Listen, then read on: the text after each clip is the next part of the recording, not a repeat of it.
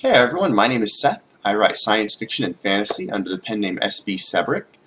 Today I wanted to talk a little bit about how to break into the publishing world. For those of you out there that have just started writing short stories or your first novel maybe, and you just don't quite know how best to get that writing career started, I thought I would talk a little bit today about what I wish I had done differently 4 years ago when I started working on my first novel. When you're first getting started in publishing, you have a lot of options. You can go for short stories, you can go for novels, you can go for novellas that are kind of in the middle. Your novels could be standalone, where they're just one story in a single novel, or they could be a series of novels that are a lot longer and take a lot more effort. Some short stories even go a lot shorter now with flash fiction that's under 1,000 words. All of these are great mediums through which to convey your stories, but a lot of times it's confusing to know where you should start. I wish I had started with short stories because for a couple of different reasons. First off, short stories can be sold in a number of different venues. They can go to short story magazines that are usually genre specific. So there are magazines for fantasy, horror, science fiction. All of those are paying markets, and if they buy one of your short stories, not only do you get paid for it, but your short story goes out to all their readers, which gives you better sales because they're looking for up your pen name and getting to know your work. There's also anthologies that are kind of like themed short story collections. Not all of them are paying, but it's still a great way to get exposure. And also you can look for writing contests. I personally shoot for the ones that are free. Some of them will charge 10, 15, 20 bucks to submit a story. That's of course up to you. But that's another great way. If you can get into even just like the top 3, you don't necessarily have to be the #1 writer in the contest, but even just being honorably mentioned, it gives you some additional clout, and it's something you can mention to publishers or to interested readers that are looking for your work. Selling short stories works both for the traditionally published author as well as indie published authors. So it's a great option for both venues. All writers should be looking into that option when you have some free time to do some short stories. One of the main reasons I wish I had started with short stories instead of diving straight into a series is that short stories allow you to narrow your focus down to a single scene, a single event, and focus on what you feel like you may be lacking, whether you need to improve on scenery, whether you need to work on character dialogue, or any of those things. It's a great opportunity to just narrow your focus and work on one thing. It's also a good practice before you dive into the world of novels where you're dealing with a document that's 10, 15, 20 times longer than a short story, depending on size differences. But for those of you that are just getting into writing, a novel can seem very intimidating. So short stories are a really good way to just start working those writing muscles and building up to the mammoth-sized project that is a novel writing or series writing. Also, when you sell a short story to a magazine, an anthology, a contest, whether you win or not, there is also a chance that an editor likes your stuff enough that even though they're not buying it, they still send you a critique. They still let you know why they didn't like it, what went wrong, what needed to be fixed. And that is a free critique from a publishing editor, which is very hard to find, especially for free, because all you're doing is writing a story and submitting it. Just remember, when they do send you a critique, don't fix it and then send it back to them. Short stories, whether you're sending them to contests, editors, it's a one-time thing. If they don't like it, accept their critique, fix the short story, and start selling it elsewhere, unless they specifically ask for it to be returned to them, obviously. Quite possibly the best reason for starting with short story is that when you're sending them out to short story magazines, some anthologies, and contests, you can actually make money at it. If you win the contest, if the magazine decides to use your story, you make money at it. It's a beautiful thing. Not only that, whenever you're published in any of these smaller markets, all of their readers see your pen name and say, "Hey, I like that story. Who's this guy or girl?" And that's a great way to bring people to you and have people waiting for your next story before you even come out with a novel.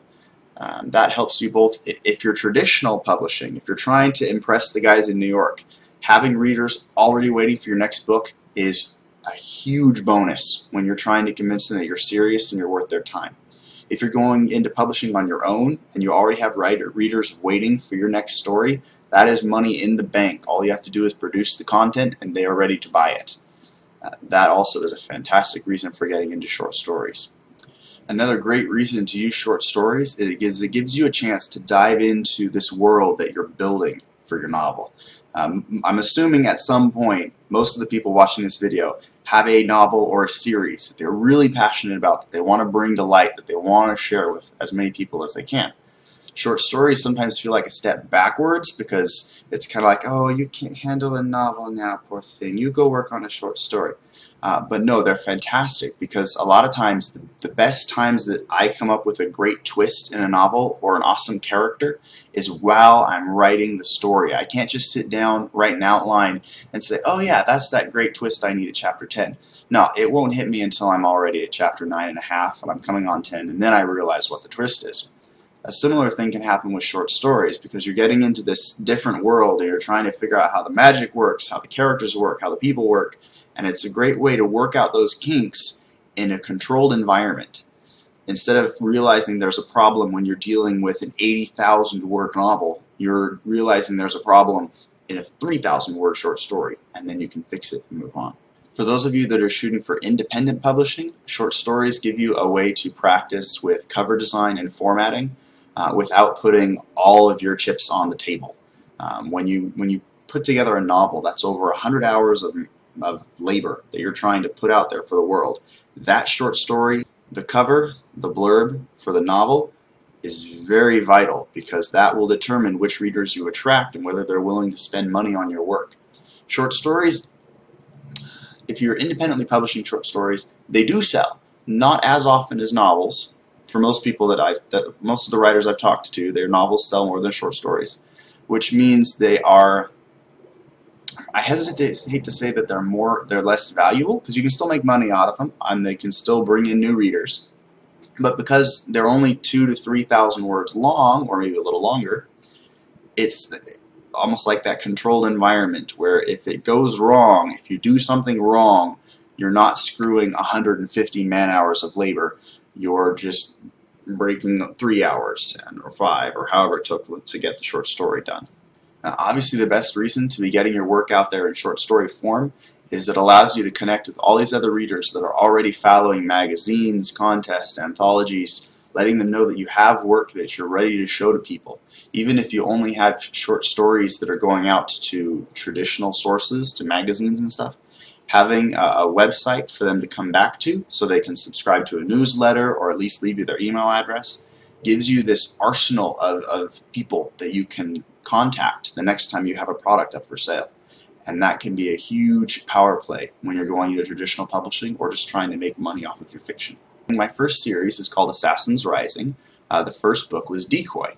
And I was gone for a couple of years in Argentina on a volunteer program. I came home, and one of my kind of rewards to myself was I wanted to write my first book. So I sat down, I started working on my first novel, and of course I got in contact with writers and publishers that all told me start with short stories, start small, start figuring out how the world works and how the characters work and all that. Nope, I was going to write a series. I was going to go big, and that's what I did for 3 years. I was writing, just everything went into this series.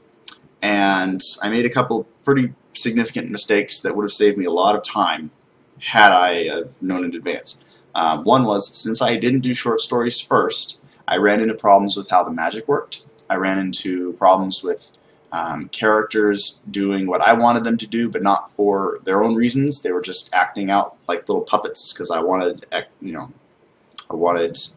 Houndum to do X because I wanted him to. He wasn't doing X because he saw the pretty girl over there or because the creature behind him was trying to eat him. He was just moving because I wanted him to. Had I done a short story for each character, I would have been able to better flesh out what motivated them and what they were afraid of, and then I wouldn't have had to do that mid-novel, which I had to do quite a few times, because for those of you that have actually seen the series, it's 6 books. So there was a lot of hitting the brakes, backing up, redoing stuff that could have been avoided if I had written short stories first. Also, as far as traditional publishing is concerned, they will want your first manuscript done and completed. Like 99% of them will want the first manuscript done. And they aren't going to give you any extra favors if you already have the second and third and fourth novels done. of the whole series. They're going to want to make sure that first novel is worth it, that it's going to bring in readers, and that's going to make a profit before they'll even give you the time of day on the second and third ones. And this is all information that I've gleaned from a couple friends of mine that have been in publishing for over 30 years. It's Dean Wesley Smith and Christine Catherine Rush. You can look them both up on their websites if you want more information from them. As far as independent publishing goes, that can be a bit more of a pickle because really you can publish whenever you want. You could write all 6 books back to back and then just publish them one day after the next, and for 1 week publish an entire series. Wouldn't recommend that, but because of the freedom of independent publishing, you have that freedom. The mistake that I did was I would write one, finish it, publish it, and then start writing the second one, finish, publish, start writing the third one, finish, publish. If I could go back, I would write the entire series from start to finish, and once the whole series was done, then you publish the first book, second book, third book, in whatever time frame you wish. The reason you do that is because when I got into books 3 and 4, I realized that I had limited the magic system and the characters based on their actions and events in the first and second book. I basically painted myself into a corner, and I kind of had to take down a wall or two in order to get around certain obstacles and make sure everything worked within that world. But it would have been a lot easier if I could just go back and say, oh, nope, magic doesn't quite work like this. Okay, now it's all lined up the way I want. So if you're going to be diving into a series that you publish on your own, make sure to finish it first and then start publishing the novels so you don't get yourself stuck. And if you're going to be doing traditional publishing, write the first novel, get a nice outline for the second, but don't bother writing the entire series because they're going to want to just make sure that first novel is worth their time first. Alright, I hope some of this information helped. Feel free to mention in the comments below if you had any comments, critiques, questions. I try to respond within 24 hours. Don't forget to subscribe to the channel. It's the best way that I can tell that people are enjoying these videos and that they're wanting more.